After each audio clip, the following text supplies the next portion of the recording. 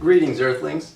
Today's video will be on body awareness, tension and relaxation, and we're going to go over a scanning and directed breathing exercise.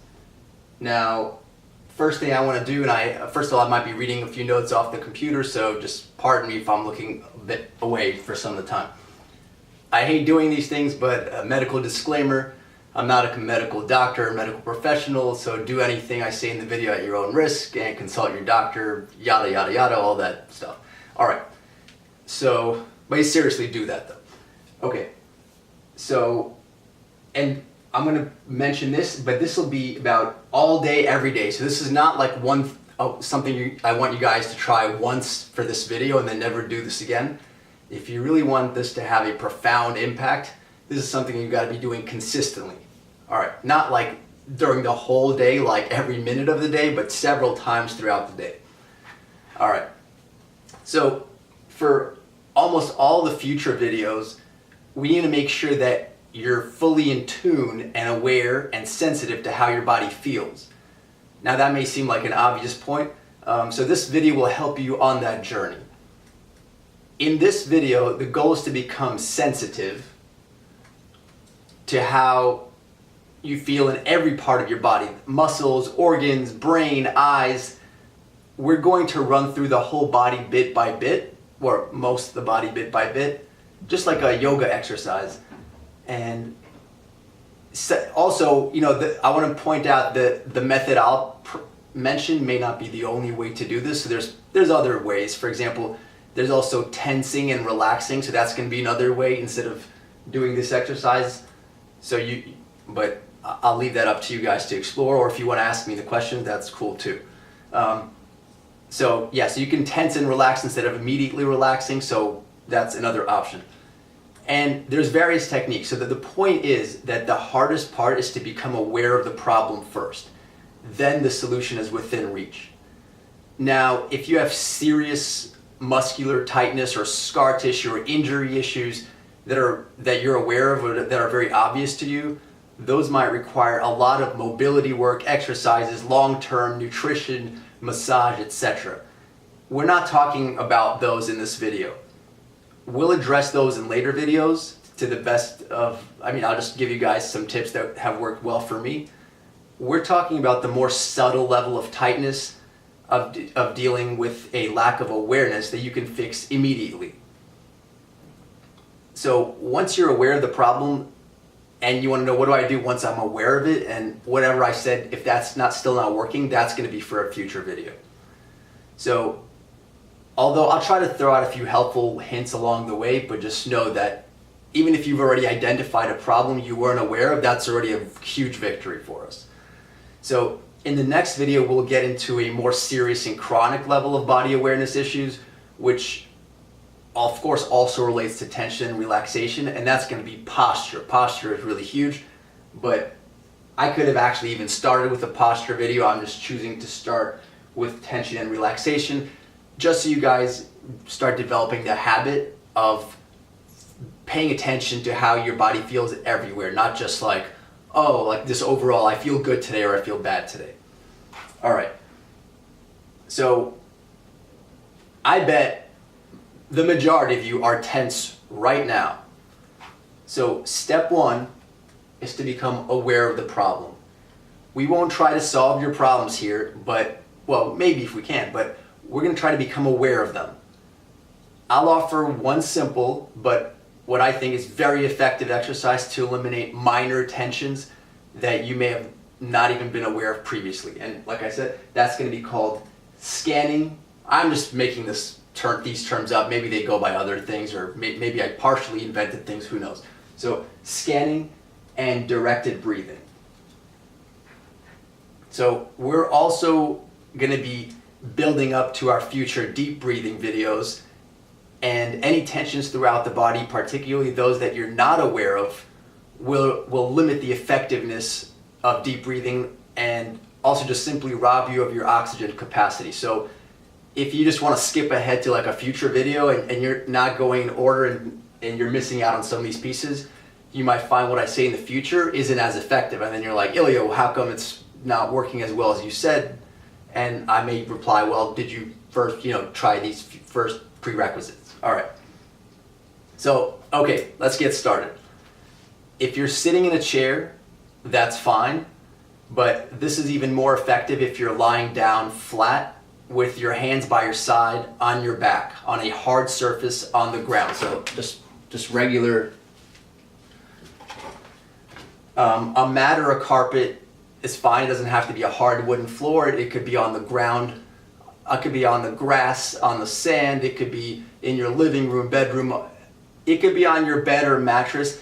They tend to have a little more give, but that should do fine as well.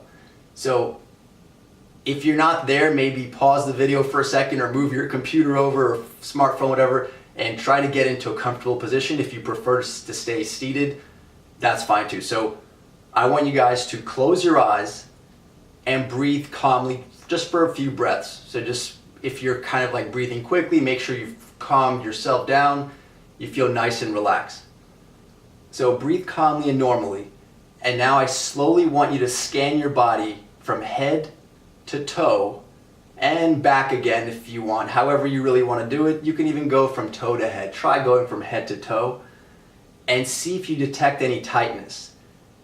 So how fast do I typically like to go? It would probably be like top of the head, forehead, nose, ear region, mouth, throat region, shoulder region. So it's pretty slow. It's not like glacially slow, but it's not like zoom. I would say it's like this speed. All right. So let's say you found some tightness. What I want you guys to do is to visualize breathing into that spot. Now, that's kind of, you might say, hey, that's scientifically a little bit of hogwash. You can't breathe into a spot. I understand that. To the extent that you can, it's just, I want you guys to visualize. Even visualizing it can be very effective. So let's say, I'll go over specific things, but let's say you find that your jaw is tight. So just imagine like whatever you're breathing, all that oxygen is sort of inflating your jaw like a big balloon. And notice it start to relax as you do that. It might take a few breaths. It might only take once. You might relax it immediately. It might take 3 or 4. Might even take 8 or 10. And that's it. Simple as that. So now let me give you guys some additional tips. That's really all there is to it. You're going to breathe through your body as soon as you find a spot. You're going to scan your body rather. As soon as you find a spot that's tense, maybe you can just focus on it and relax it at will, or breathe into that spot, or visualize breathing into it, and it should release and relax. All right. So these are common tensions. I don't think I've necessarily had all of them. At one point I've experienced all of them, but I think these are common tensions that either I or people I know have had, and just the red stars just indicate ones that I've definitely had, and 2 red stars means like my worst one. So for me, the jaw is the worst, probably the worst one. So let's just go over a few. So the eyebrows or the frown. So in fact, if you actually try, remember we talked about breathing into the spot. So if you breathe into, like, so let's say you're sitting there like this. Now that's a little exaggerated, but most people don't realize they are often, like as I noticed, let's say on the subway or on the train or in a classroom, people don't even realize how tense they are. So you might want to look at yourself in the mirror, or next time you're with your friends, just look at their faces as they're talking or resting. They might have a little bit of, did you notice that? That's a little bit. They might have something as subtle as that. So you could breathe into that and try to relax that. In fact, many like yoga folks recommend breathing sort of high into your forehead, a spot like right above your eyes. That can relax your whole body. So try that out. I'm just throwing it out there. So the frown, that's a really big one. I've noticed many people, and it's not an exaggerated one, it's just a subtle furrow of the eyebrows. The jaw, so my jaw, like probably easily 10 or 20 times throughout the day, if I'm not paying attention, I'll just catch my jaw being really tight. And the second I notice it, it just like my mouth literally just drops like half an inch. So I might be sitting like almost like clenched teeth. So that's a big one.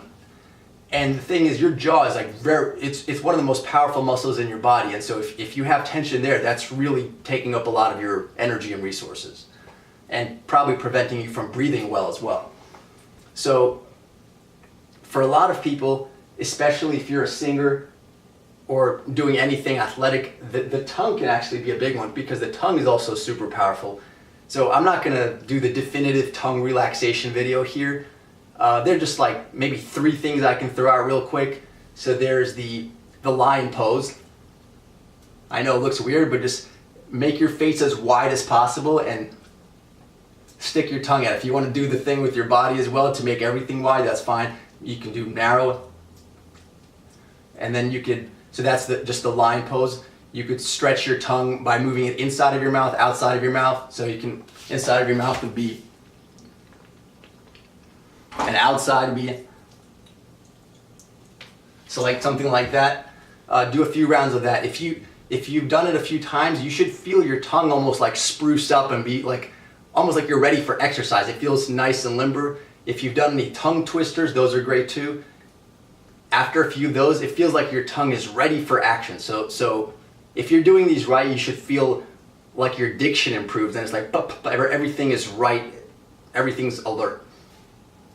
Now also, this is a strange one, but I find this works too. You can, now be careful of this one, you can chew your tongue. Make sure to do it very carefully. You're not trying to eat it. You're just gradually, so you're gonna hold your tongue between your teeth and you're gonna gently massage. So this is your tongue. You're gonna clamp down the front of it with your teeth, and you're gonna chew on the sides of your tongue with your teeth. So you're gonna start there, and then you're gonna literally like chew it very gently. Now if you're doing this properly, you should feel your tongue almost like widen and get bigger as you do this, instead of being this like crammed little tight ball. So that's another one that I like. All right, and again, you guys you could probably find lots more on that. All right, next, holding your breath. And so I try to make this list roughly going down the body, but a few of them, well, we're going sort of down the torso, and then we're gonna go to the limbs. So holding the breath, I've been told I do this when I listen to people. So this is strange, right? This is not when I'm speaking. Someone's saying something and maybe I'm on the edge of my seat and I'm literally holding my breath. And what that's doing is that's not great for you physiologically, right? So first of all, I'm probably not paying attention as well. So if their thought lasts more than how long I can hold my breath, my attention is going to go down the drain. And maybe that's one of the keys to how I can become a better listener. So make sure you're breathing as you're listening or doing anything. Now, here's a very strange one. I've noticed this on a few students, but I have one student, and actually his brother as well, so that's what sort of suggests to me this. They've kind of learned this from like a parent or something. They hold their breaths when they write. So let's say they're breathing.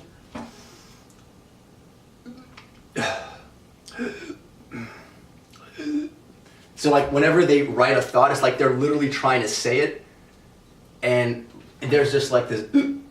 So that tension, and also if you might want to check out my free writing videos on my channel where I talk about tension and as you're writing it. So if you're holding your breath here in terms of academics, you're probably not performing at your best. So that's just another thing. Make sure, if you're a student, it doesn't matter, junior high, high school, college, whatever, adult, graduate student, doesn't matter. And if you're writing or maybe you're typing or you're thinking, are you holding your breath? See, that you might be surprised to find that you are. Now, upper back shoulder blades. So I just call that the thoracic region, and that's the part, I can't really reach it, but right here, right above where you see that number 11, it's like at the top, like the top of the 11. And a lot of that, for me, that's often tight because I do a lot of exercises that involve it. So it might be like front lever where you're on this pull-up bar and you're kind of like pushing down, or like pull up, anything that involves sort of kind of going back this way, rows, stuff like that. So I know that it can freeze up for me almost. So I have to really think about that region and try to relax that region. Then we have, caved in I didn't write it down here, but okay, so we have a caved in or falling chest. We have, so a lot of, notice how right now my chest is kind of straight. You can kind of like hyperextend it, like really exaggerate it, but you can also have it fall, right? So that's gonna be more about posture in the next video, but related to posture, if it's in this disadvantageous position, like it's really fallen in, or maybe you're like you think you're in the army and you're extending it way too much, you want it out a good amount, but we'll talk about that in the next video. But the point is, you shouldn't feel super tense. If you feel your pecs like really tightening when you do this, or on the side of them you feel like a lot of tightness, then then something's off. So it should feel good. It shouldn't feel like, oh my god, I can't hold this. Your lats, so your sides here, if you do a lot of pull-ups or stuff like that, those can get very tight. Or even if you do a lot of like deadlifting or lifting a lot of objects or rowing, so that can be. And if you notice tightness there, do that body scanning exercise and try breathing into that spot and visualize it almost expanding side to side. And we'll talk about more about deep breathing and how, all these videos are going to interrelate, so just stay tuned. Now in terms of arms, so I didn't write the arms there, so what I should have here that I don't have, we have chest, lats, your chest, and your lats. So before we move to the lower abdomen, we have, this is a frequent one, so a lot of times people have their shoulders up, basically like it's like they're carrying bags or something. So let your arms drop and don't keep your shoulders up like you're doing a shrug. You're probably not watching this video in Siberia. You might be, or at least in a labor camp in Siberia. So my great grandfather was sent to a work labor camp in Siberia back in Stalin's time, and he had to move stones in the freezing cold without gloves. Now that might be a reason to do a shrug. I doubt you're in that situation, so I doubt you have a reason to constantly be holding your shoulders up and trapped really tight, at least at this moment. So just make sure that you feel the relaxation laterally as well. So, and it's not just vertically like dropping it this way. So a nice way to do this is actually pick up your shoulders intentionally. So shrug a little bit and just let them drop, and you should feel, check whether you go back to your original position or a bit lower. You might find that you were actually a bit up, and now when you raised it even more and let it drop, it fell a bit lower. Also laterally, so you can be tense not just vertically, but it could be scrunched in and it can now come out. So there's this compression too. So make sure you're relaxed in 3 dimensions, not just 1 dimension. All right, so the lower abdomen.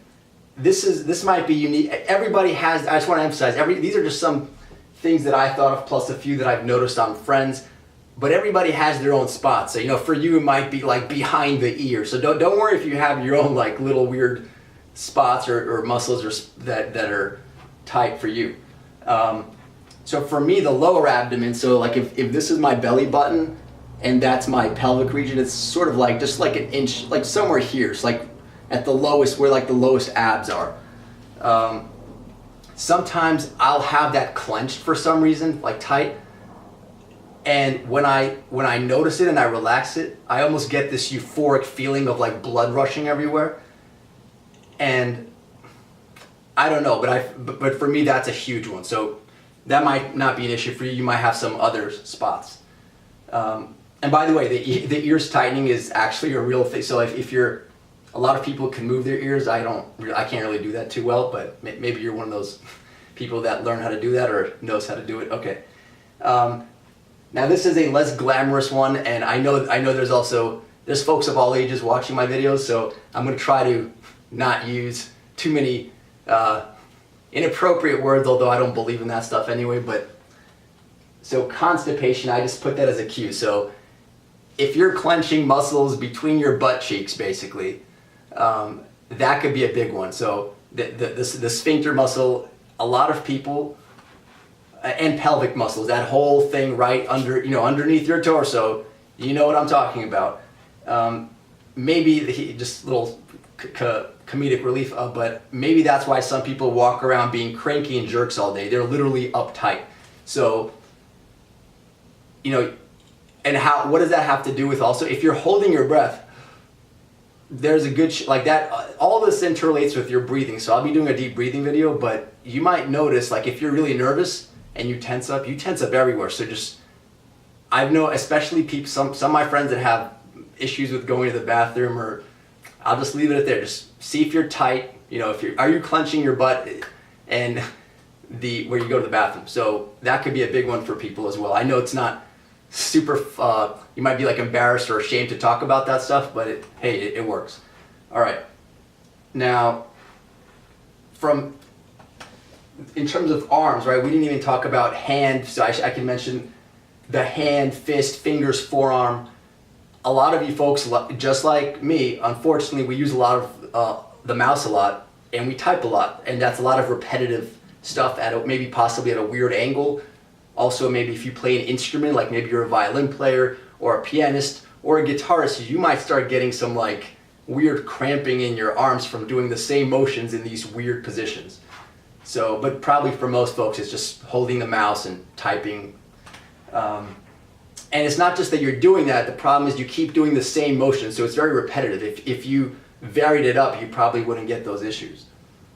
So, and now I've saved one of the worst spots that people usually don't even realize, or they do, but like when it's really bad, and that's your toes. So the very bottom.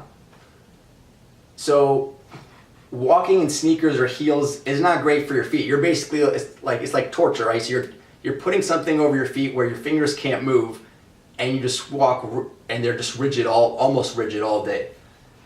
So, like I said, you might, I don't know what environment you're in, so I'm just gonna give like what I think is the best, but you know, use your judgment. Don't just jump in and do what I say.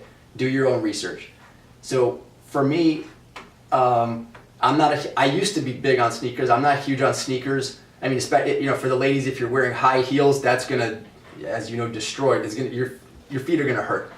So at least I've been told. I don't walk around in high heels all day. I'm a fan of barefoot walking, or if you have grass or sand by you, or even just walking barefoot at home. So if you walk on sand or grass, for like walk a mile on sand, you'll notice that like you're feeling muscles in your toes and fingers you've never felt.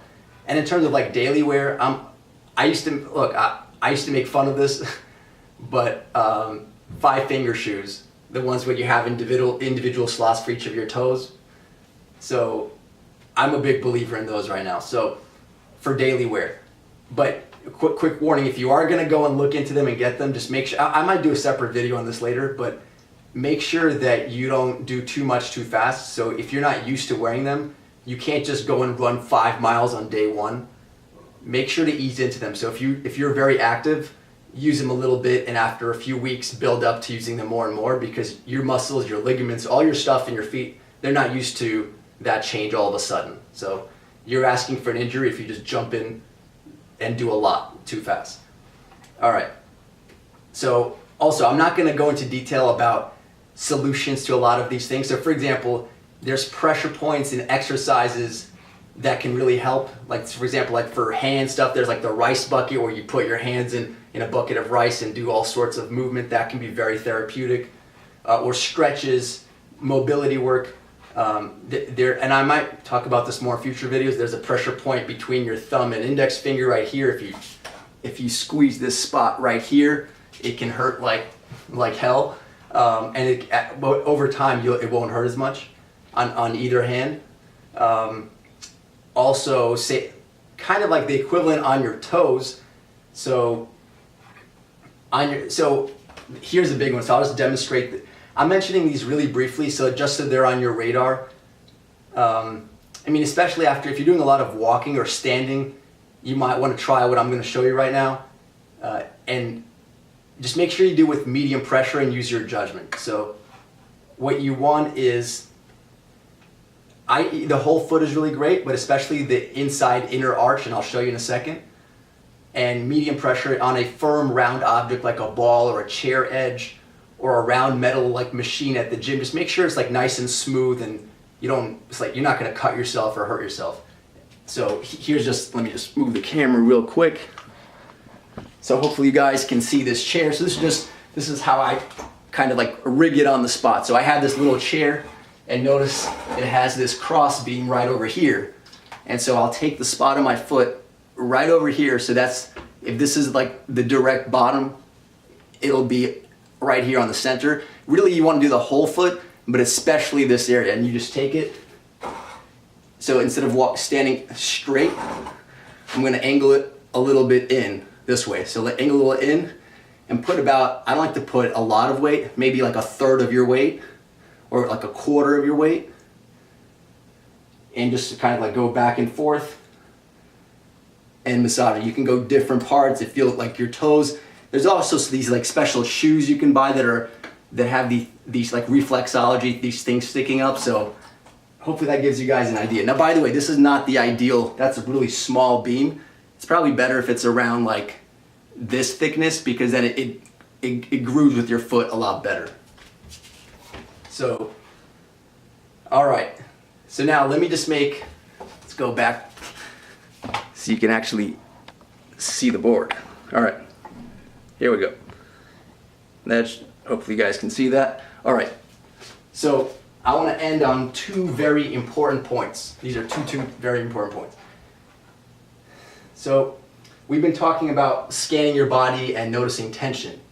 Now, this applies to tension, and so this idea of scanning directed breathing applies not just to tension and relaxation while you're still, but also while you're moving, so all the time. So you might be doing an activity like running, or you might be, you can be doing anything, exercising. You might be talking to your friend on the phone. You can be on the computer. Literally anything. So for dynamic as well as static things. So don't just say like, oh, this is just for when I'm sitting down or standing. If you're playing a sport or just whatever, it's all the time. Now, number two, and this is actually very important, and in terms of like not getting hurt or injured, I definitely advise you guys to listen up to this part. So the idea is not to be relaxed all over all the time. Here's why. It's about having the right pattern of engagement and relaxation for your activity. So the appropriate pattern for your activity. Let me give you guys an example. So if I'm just sitting at a computer and my jaw is clenched, it's not really serving any useful purpose. It's just creating unnecessary tension, probably gonna give me a headache. I can't breathe as well. It's just stupid. Now, let's say on the flip side, if you're doing like a heavy squat or a deadlift and you're lifting a lot of weight, there's something called the Valsalva maneuver, where you go like, you basically like pump up, you breathe in air into your core section, and what that does, and it expands it, and what that does is it stabilizes your spine. So if you're trying to lift a lot of heavy weight and you're like, oh, Ilya told me to be super relaxed, if you're not bracing and engaging, you're creating tension, but not tension in a stupid way. I like the word engagement better because it's sort of controlled tension. It's not tension that is uncontrolled. So there you want to be creating tension and engagement for safety. Or if you're playing athletics, you want to be braced and ready to move. You can't be completely relaxed. In fact, if you're completely relaxed, you're asleep. And even then you might not be completely relaxed, but the idea is if all your muscles, for example, if my spine and all my muscles suddenly just relaxed, I would just fall down onto the table. So your spinal erector muscle, like you're always a little bit engaged, so you're not falling. So it's kind of a myth that you want to just remove all tension. You want to remove unnecessary and non-productive tension, but at the same time, you might want to actually increase tension for safety or athletic performance in certain situations. So, and this kind of goes back to what I mentioned in the test anxiety video. If you guys have seen that one, you might want to look for the test anxiety video on my channel, where we talked about if you have test anxiety or anxiety, the goal is not to just eliminate it. You want to use it to your advantage, so it can be productive or harmful. Same thing with tension. Tension can be productive or harmful depending on the situation. So you want to learn how to manage it, relax it when appropriate, or in other cases you don't. So here we sort of focus more on relaxing and removing tension, But just know that if you go all the way to the extreme and start relaxing everything, you're going to be just falling asleep. All right. So hopefully that was useful to you guys. I know it's a bit long, but it is what it is. Please let me know if there's something you'd like me to cover, or if you'd like me to do something more in-depth that I mentioned in this video, or any specific issue at all. But again, just to wrap up, this video was about becoming aware of any issues you might have. So that's it. If you notice one new thing about your body that you didn't before, then my job's done. Great. See you guys in the next video where we talk about posture.